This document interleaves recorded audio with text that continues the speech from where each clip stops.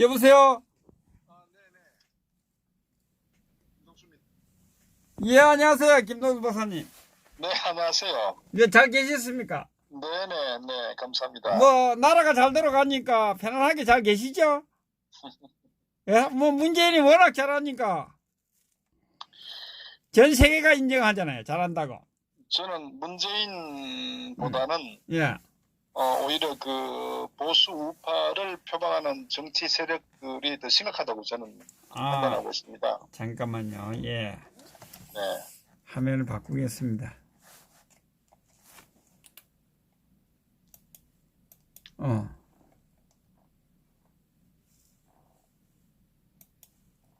예, 잠깐만요.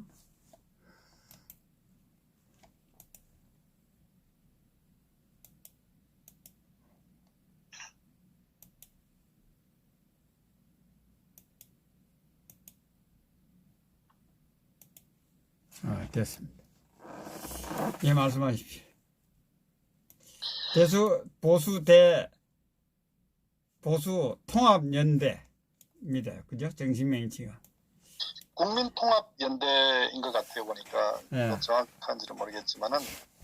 아마 오늘 그 국민통합연대 발족한다고 프레스센터에서 뭐, 우리가 정말 그 보기 싫은 인물들 아마 많이 그 화면에 비친 것 같아요. 네, 잘난 인물들 또 보이네요.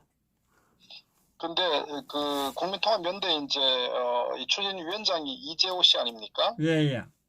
이재호 씨고 하면 거기에 대부분 다 홍준표나 김성태나 예. 그 권성동, 그 장제원 이런 그 탄핵 주동 세력들이 아마 중심이 되어서 예. 소위 그 국민통합연대라는 이런 그 정말 상식적으로 이해할 수 없는 그런 지금 얘기를 하고 있는데, 근데 더 코미디 같은 게 아마 이재호 씨가 피켓 들고 있는 거 보면 이제 분열 극복이라고 있어요.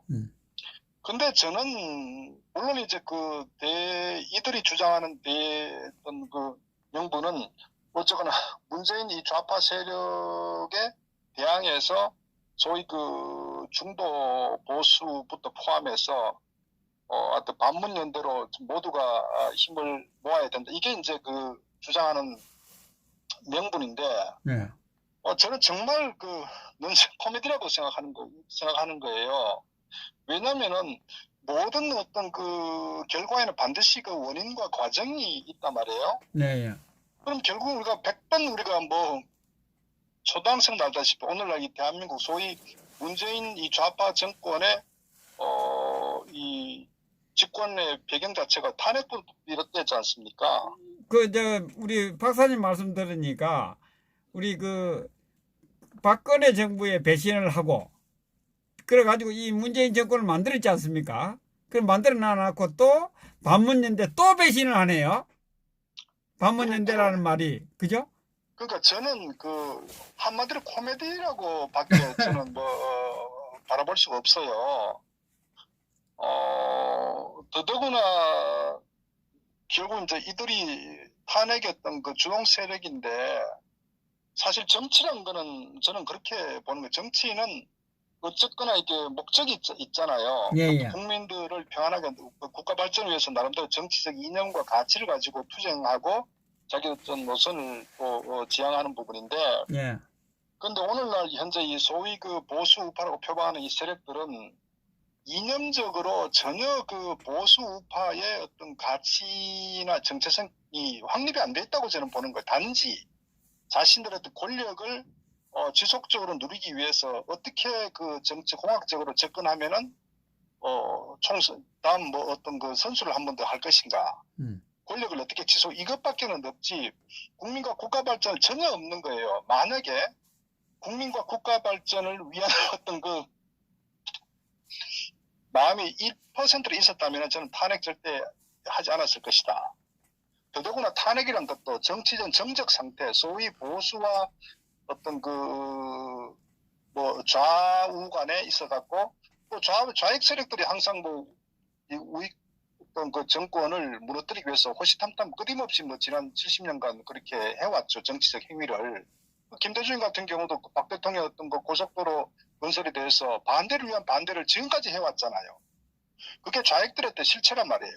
그래서 좌익은 그렇다고 가정하자고요. 또 한편으로 뭐냐면은 아무리 좌익이 날뛰더라도 네. 우리 그 우파 세력들이 정말 어떤 그 단일 대우로 확실한 어떤 그 팀 플레이를 하게 되면은 절대 저들이 그 우파를 그 함부로 못 한다고요. 예, 예. 그렇기 때문에 우리가 역대 이래로 어떤 그 투표를 하게 되면 대부분 뭐 최소한 한 51% 이상은 우파가 이제 그 표를 획득했기 때문에 절대적으로 쉽게 넘어가지 않는단 말이에요. 그리고 네. 구조적으로 이제 고령화 사회에 접어들면서 보수 우파의 어떤 그 지형이 넓어져요.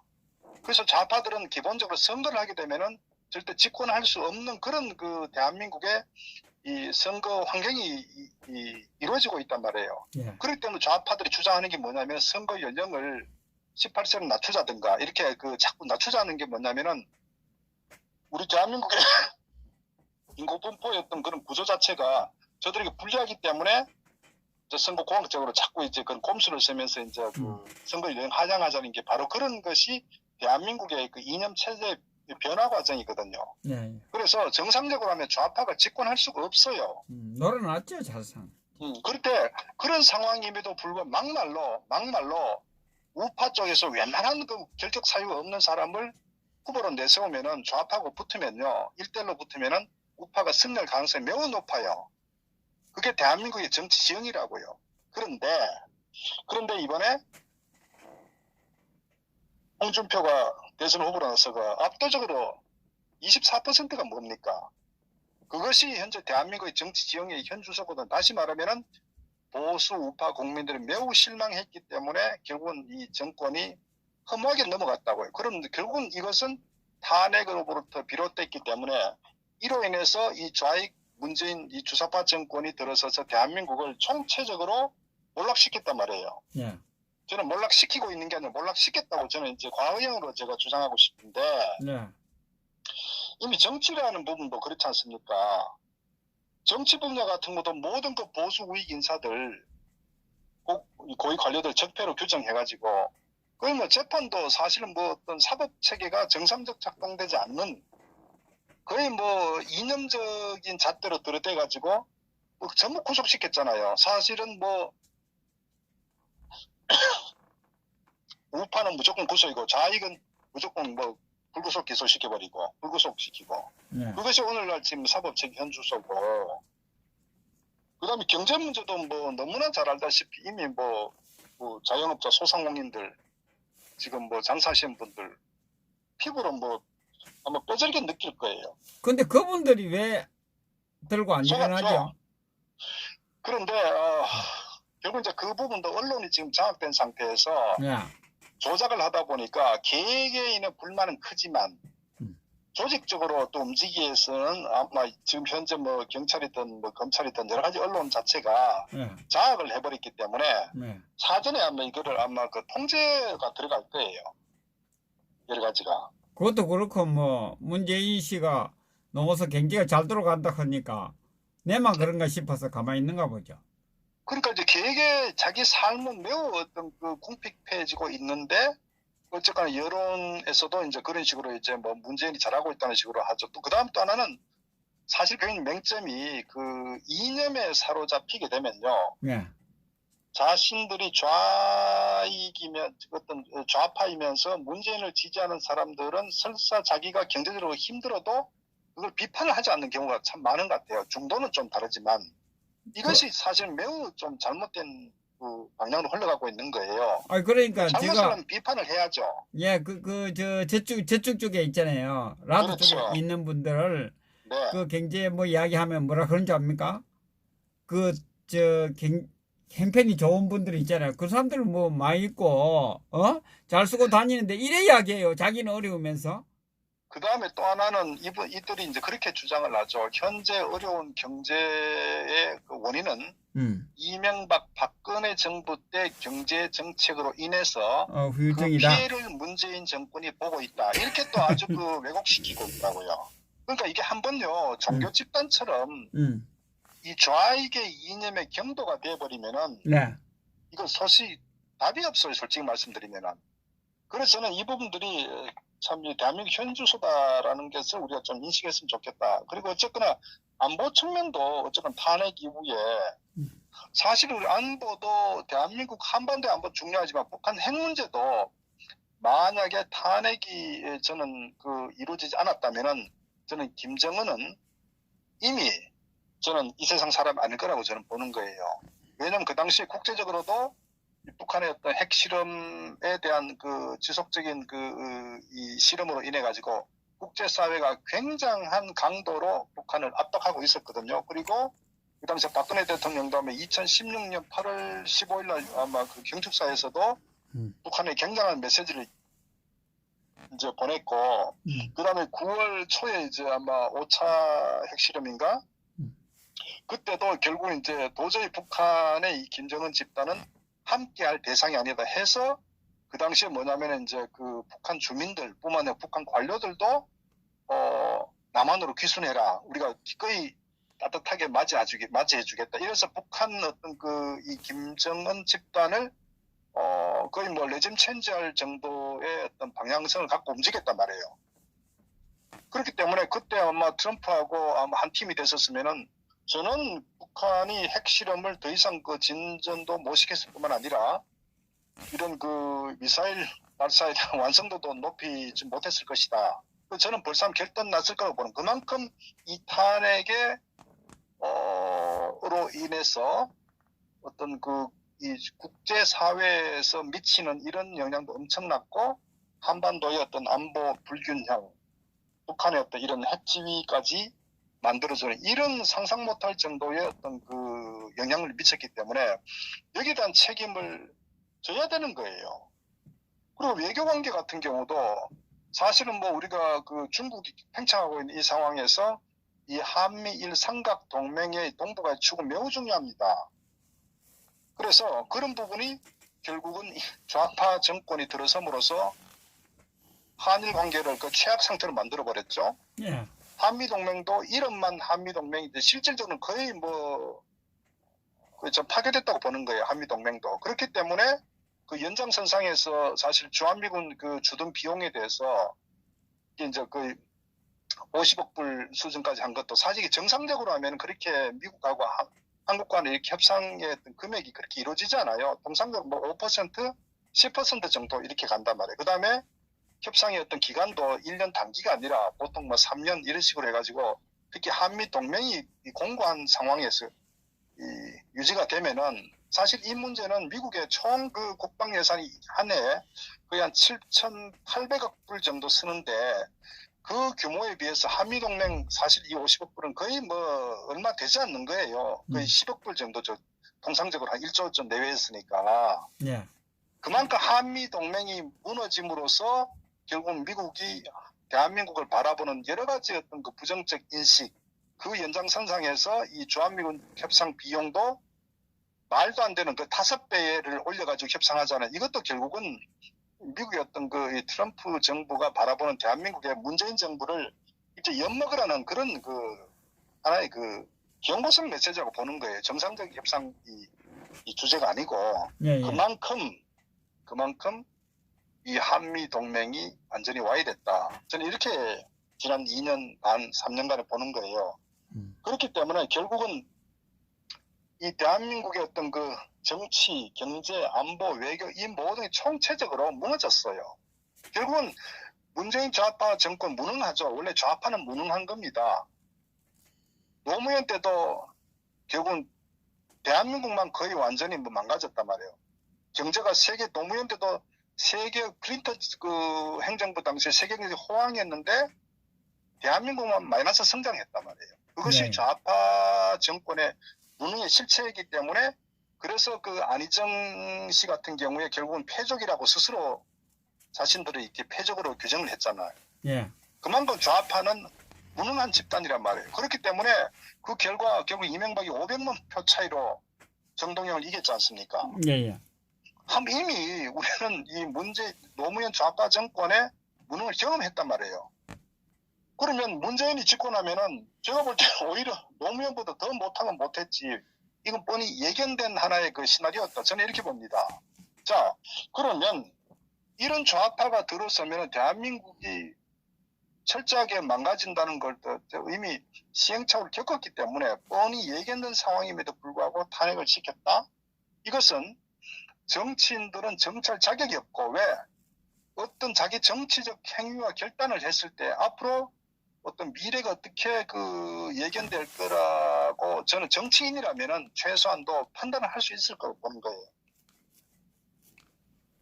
아마 조 대표도 아마 그 당시 탄핵이 이루어지면은 결국 이제 문재인 좌파 정권 들어서면 대한민국이 결국은 이제 어떤 망국으로 간다고 아마 경고를 한 것으로 알고 있고, 수정일관, 최소한도 아마 전문가 집단이고 정치를 한 재선 3선만 해도 충분히 저는 대한민국의 미래를 예견할 수 있다. 저는 이렇게 보는 거예요. 그렇기 때문에 탄핵에 주동하고 탄핵을 찬성했던 인물들이 이제 와서 이럴 줄 몰랐다. 저는 그거 어불성설이라고 보는 거예요. 그건 논리적으로 맞지도 않아요.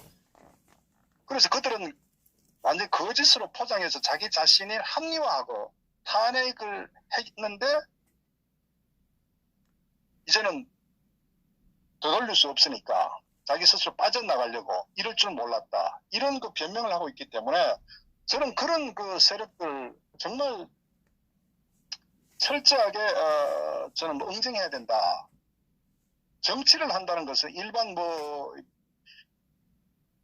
직업과 달리 국가의 중대사를 어떤 자신들이 또 행하고 또 책임지는 그런 위치에 있기 때문에 결국 탄핵이라는 것은 특히 대한민국의 어떤 그런 안보 상황 당시 또 이런 좌우 간의 갈등, 이런 경제적 어려움, 이런 모든 것들이 굉장히 불확실한 상황에서 탄핵을 시켰다 하는 것은요, 단순하게 어떤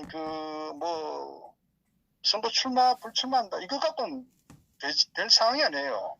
저는 저는 개인적으로 내란 영모죄로 저는 규정해야 된다. 그렇기 때문에 저는 단순하게 어떤 정치적 책임, 소위 출마하자 이게 아니라 생명에도 저는 전 과거 같으면 정말 능지처참해야 될 세력 아니겠어요?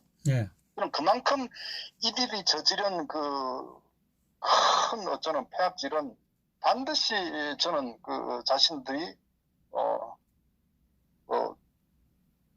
책임을 저는 안아야 된다 이렇게 보고요. 결국은 무슨 얘기냐면은 이 탄핵으로 해서 가해자와 피해자가 생겼단 말이에요. 직접적으로는 탄핵으로 인해서 사망하신 분들, 그리고 탄핵으로 인해서 사실 최서원 씨 사건 같은 경우도 이화여대 교수들이나 총장들, 학장들도 돼갖고 전부 다 감옥에 다 들어갔잖아요. 사실은 이제 그런 분들도 정말 이런 불법 잘못된 탄핵으로 인해서 피해를 본 분들이거든요. 그리고 수백 명의 공직자들이 결국은 저들의 어떤 탄핵의 정당성을 위해서 잘못된 사법 어떤 판결로 인해서 희생양이 된 분들이거든요. 그분들은 가족이 와야 되고 평생 씻을 수 없을 정도의 그런 멍해를 안게 됐단 말이에요. 그분들은 피해자란 말이에요. 가해자 누굽니까? 지금 가해자는 탄핵을 주동한 세력들이 가해자예요. 여기 인물들 여기 있네. 인물들 보니까 저 반성할 기미가 안 보이잖아. 얼굴 쳐다보면. 그리고 간접적 피해자들은 대한민국의 대부분의 자영업자, 소상공인, 그리고 그 다음에 취업을 앞두고 있는 청년층들 모두가 실업자, 이분들이 결국은 피해자들이란 말이에요. 그럼 피해자가 존재하는데 가해자들이 이 탄핵 주동 세력들이 모여서 국민통합연대 하자고요? 이게 논리적으로 맞나요? 만약에 이 통합연대, 소위 김성태 같은 이 양아치는 말이에요. 저는 양아치라고 부릅니다. 김성태를. 자기 자식이, 딸이 아마 KT에 아마 특혜 채용됐다고 입에 거품 물고 1인 시위하고 난리 피웠죠. 결국 자기 자신의 어떤 좀 피해가 있다고 하면은 정말 보면은 보기 흉할 정도로 쇼를 하고 있단 말이에요. 그러면 아무도 아닌데 자기 자신의 어떤 탄핵을 주동한 청문회 기억하시죠? 김성태가 어떻게 했는지. 이 세력으로 해서 수없이 많은 사람들이 사망했습니다. 이재수 전 사령관 같은 경우 결국은 자결하지 않았습니까? 예, 예. 얼마나 많아요. 그럼 그분들은 생명을 타이에 그 간접 살인과 마찬가지거든요. 그러니까 이들은 그냥 둬서는 되지 않는 거예요. 그런데 왜 이들이 국민통합연대를 발족했느냐? 자신들의 탄핵에 대한 씻을 수 없는 과오를 피해가야 되겠는데 그 명분이 잘못했다고 하면 모든 걸 자인하게 되면 정치적으로 이제 매장이 되니까 살기 위해서 꼼수로 국민통합연대를 이렇게 치고 나오는 거예요. 거기에 주축 세력들이 바로 소위 그 MB 계열, 이명박 계열 아닙니까? 대부분 다. 네. 그 탄핵 주동 세력들이 대부분 다. 사탄 그러니까 이들이 주장하는 어떤 국민통합연대 속아 웃을 일이죠. 저는 그래서 이들은 국민통합연대를 발족할 게 아니라 정말 자신들이 자결해야 돼요. 책임을 지고. 저는 자결해야 된다고 봅니다. 정치인들은요, 생명을 걸고 목숨을 걸고 어떤 그 자신들의 어떤 직을 수행하는 그런 그 분야이기 때문에 과거 같으면 자결해야죠. 책임져야죠. 그런데 이제요. 인간도 결국은 우리 시계를 좀 돌려보면은 옛날에 이명박이 집권했을 때 이방호 사무총장하고 이재호 얘들이 지금 그때 그 친박들 전부 다 정치에서 그 공천 학살한 거 아닙니까? 네. 그래서 그 친박 무소속에 등등등 나온 거 아닙니까? 네. 그 이들이 결국은 과거에 어떤 그 이런 그 사태 그 출발점이었다 거기서. 그 다음에 결국은 저 뭐 지난 그 2016년도에 이제 이항구 공천위원장이 갖고 이제 또 반대로 있던 게 있었지만은 저는 어쨌거나 책임져야 될 대상들 소위 적폐 세력들이 오히려 주체가 되어가지고 국민통합연대를 발족하고 거기에 국민들을 통합하자. 이거는 저는 어불성설이다. 저들이 있어야 할 자리는 그 자리가 아니라 저는 무덤이라고 봅니다. 왜 제가 좀 격하게 말씀드리냐면은 이 탄핵으로 인해 가지고 너무나 많은 사람들이 희생을 당했어요. 대한민국 국격이 무너졌고 경제가 완전 망가졌다고요. 박 대통령 시절에 4대 개혁 부분이 사실 매우 중요했습니다. 왜냐하면 경제가 점점 어려워지고 있고 국민연금에 대한 것도 점점 이렇게 뭐 고령화, 저출산 고령화 사회에 접어들기 때문에 그게 결국 세금 부담으로 가게 되고 젊은 층이 부담돼야 되겠. 이 개혁은 너무너무 중요했거든. 그 다음에 민주노총 그것도 해제시켜야 될 부분이라고요. 그만큼 중차대한 이런 그 사회 개혁 과제가 있는데 이 모든 걸 전부 다 원점 돌려버렸잖아요. 이걸 어떻게 책임져야 될 거 아니에요. 책임을. 결국 그 모든 부담 누가 안지? 국민이 안게 되는 거예요.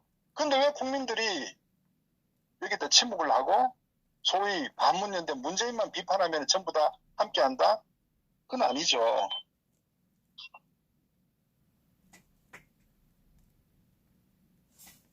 예. 그래서 저는 국민들이 좀 깨어났으면 좋겠다. 책임을 져야 될 세력들이 오히려 권력을 지속시키려고 하는 이런 그 아주 못된 생각 갖고 있는 이 정치 공학적으로 접근하는 이 정치 세력들을 반드시 심판해야 될 거 아닙니까? 그래서 저는 어떤 그런 부분에 있어서 소위 그 가해자와 피해자가 엄연히 지금 그 현재 같이 공존하고 상존하고 있음에도 불구하고 자기 책임져야 될 집단이 오히려 피해자를 무시하는. 통합은요, 피해자가 입에서 나와야 되는 거예요. 근데 가해자가 지금 이런 그 주도하고 있잖아요. 그게 잘못됐지 않습니까?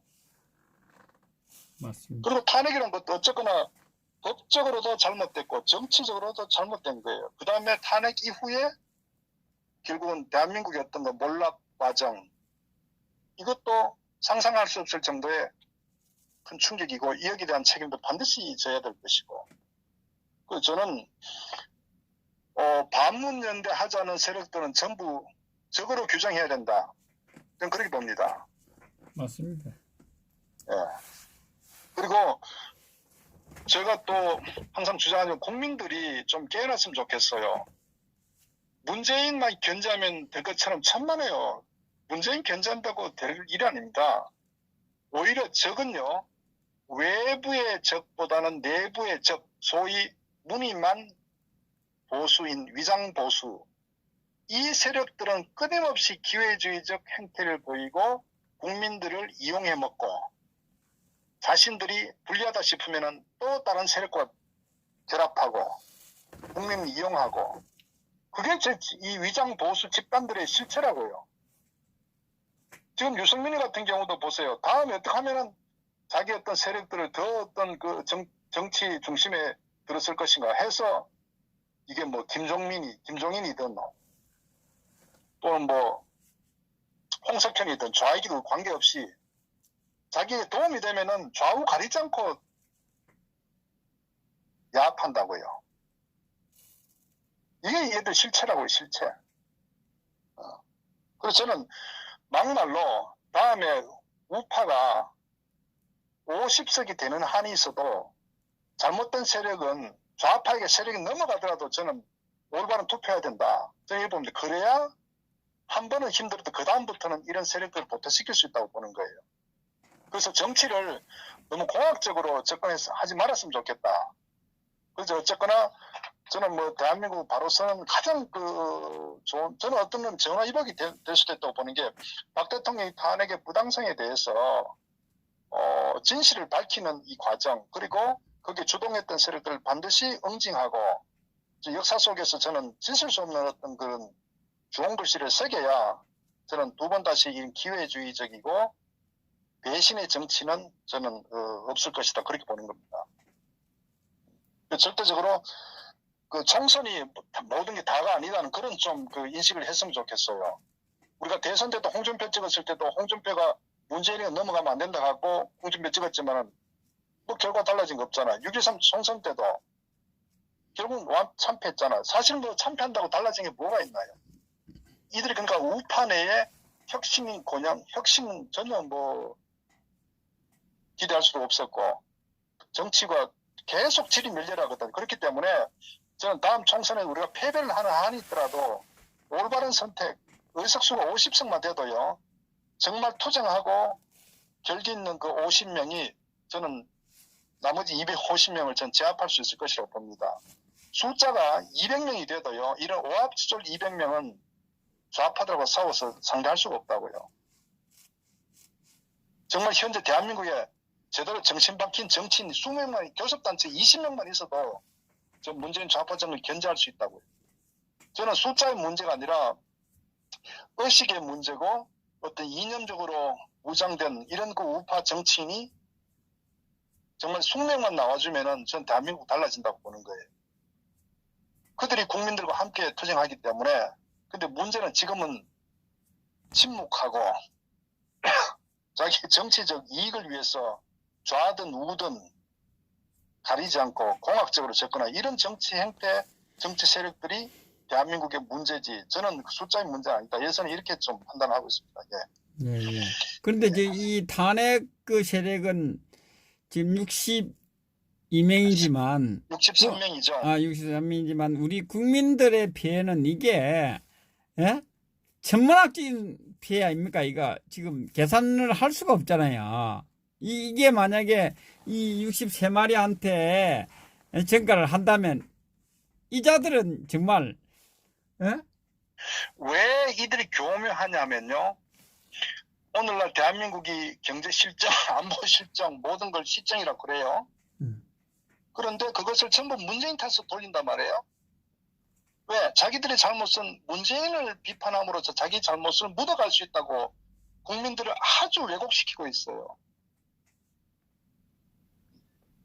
그러다 보니까 지금 이들이 어차피 그 연대, 반문연대를 하든 또 국민 통합연대를 만들든 어떻게 해봐야 절대 안 돼. 왜냐하면은 기본적으로 지난번에 아마 제 기억에 그 설문조사에서 한 15% 내외가 만약에 자유한국당이 이제 뭐 분당이 돼가지고 다 이 우파 쪽에 당이 여러 개 나온다 하더라도 한 15%는 결국 이제 그 소위 이런 우리 공화당 중심으로 한 새로운 신당 쪽에 그쪽에 이제 그 표를 지지하겠다. 그것이 바로 어떤 탄핵 반대를 주장하는 분들이거든요.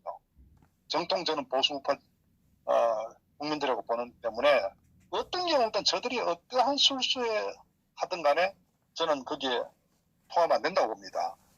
그리고 당시에 그는 이미 증명됐다고 보는 거예요. 홍준표가 대선 후보 나와서 24표밖에 안 됐잖아. 24%. 그럼 나머지 소위 말해서 한 30% 정도는 투표 기권 내지는 아예 그 포기해버렸단 말이에요. 그리고 지방자치 때도 그러니까 창피한 건요. 결국은 대부분의 그 보수 우파의 이념을 갖고 계신 분들은 투표장에 안 나가는 거예요. 그리고 자유한국당이 했던 그 홍준표가 중심이 된 그 당시에 공천 과정을 봤을 때 마음에 안 들기 때문에 그러니까 소위 강남 3구 같은 경우도 거의 좌파에 넘겨줬잖아요.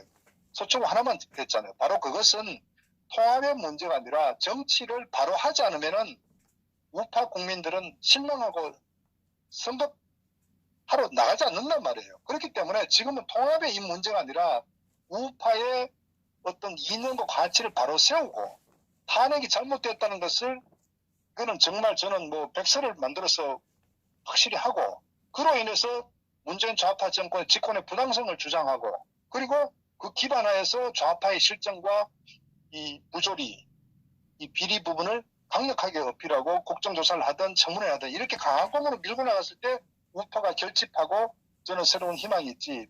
이들처럼 공학적으로 해갖고 뭐 통합하자, 반문연대하자, 백날 해봐야 이것은 그들의 어떤 그 쇼에 불과한 거지. 저는 올바른 정신 박힌 국민들은 절대 저는 동참하지 않을 거라 봅니다. 그렇기 때문에 어떤 경우든 반문연대나 이런 통합이라는 부분은 반드시 실패하게 되어 있다. 왜? 정치 공학적으로 접근하기 때문에.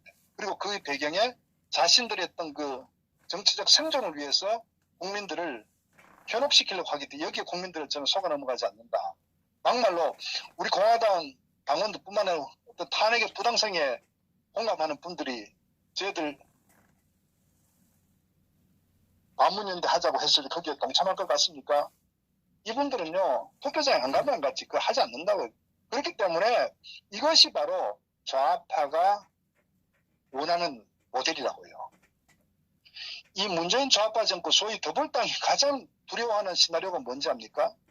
그것은 탄핵이 잘못됐다고 주장하고 그리고 탄핵 주동 세력을 정계 퇴출시키고 새로운 신생 우파 세력이 들어섰을 때 그것을 가장 무서워한다고 좌파들이. 그런데 좌파들 가장 희망하는 건 바로 탄핵 주동 세력들이 앞에 나서서 이런 식의 메시지를 보내는 이런 현재 전국 상황을 좌파는 가장 선호하는 겁니다. 그래서 국민들이 거기에 속아 넘어가서 현혹돼서는 안 된다. 저는 그렇게 봅니다. 정말 우파가 이기려면은 첫 번째는 탄핵 주동 세력들을 정리시켜야 된다고요. 그리고 상당 부분 친박들도 정리해야 되고 저는 그 출발하에서 우파의 희망이 있고 좌파를 이길 수 있는 그런 가능성이 있는 거지 이런 식으로 공학적으로 접근해서는 절대 백전백패한다. 저는 그래 봅니다. 예, 알겠습니다. 수고하셨습니다. 네, 고맙습니다. 네.